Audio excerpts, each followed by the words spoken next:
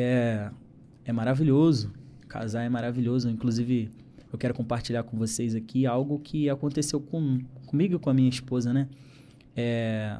Nós nos conhecemos, tinha mais ou menos 17 anos, quando nós, 16 para 17, ficamos um tempo conversando. Isso demorou aproximadamente 1 ano. Sim. E ela do lado dela, eu do meu lado.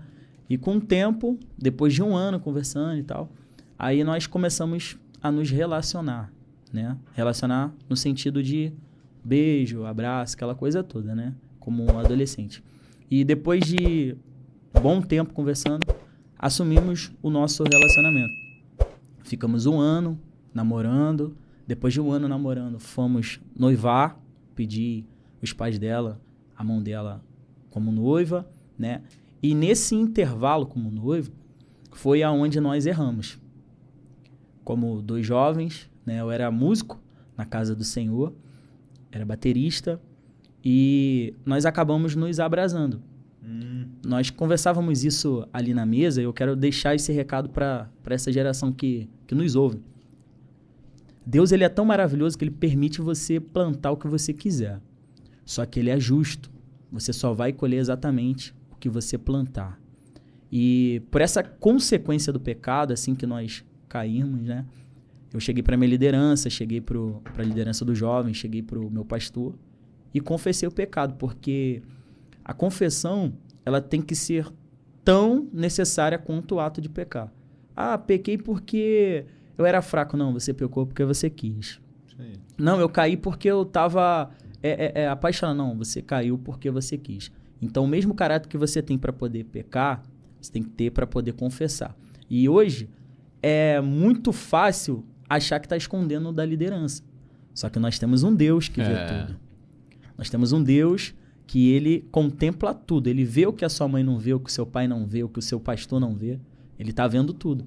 E aí, onde eu quero chegar na parte de casado, nós acabamos colhendo isso, esse fruto do pecado. Fiquei nesse período que eu caí, até nós acertarmos tudo no nosso casamento, casar tudo certinho no papel, demorou mais ou menos 1 ano.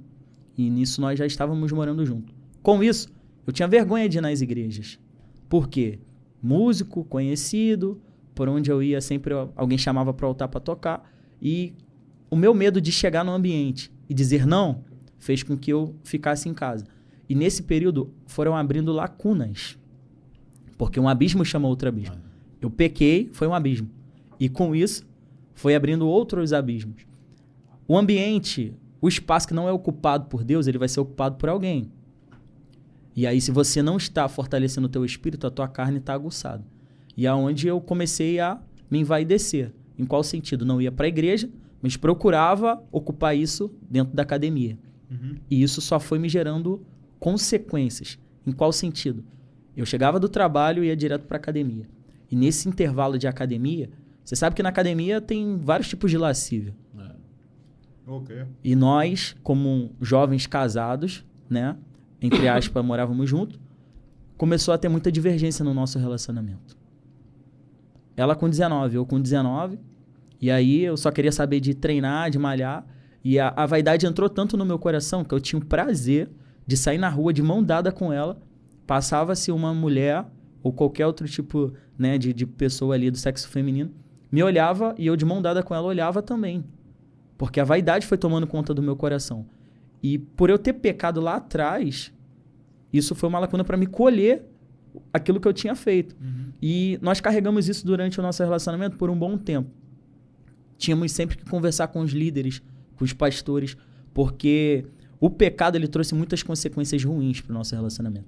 Mas depois que nós casamos certinho no papel, nós decidimos, né, tomar uma atitude perante o Senhor. E aí sim, aí as coisas começaram a fluir. E hoje eu posso dizer que foi a melhor escolha da minha vida, né? Porque a minha vaza, ela é 80% do meu ministério, abaixo de Deus. Aleluia. Amém. Isso aí, Amém? cara. Glória a Deus. É isso. O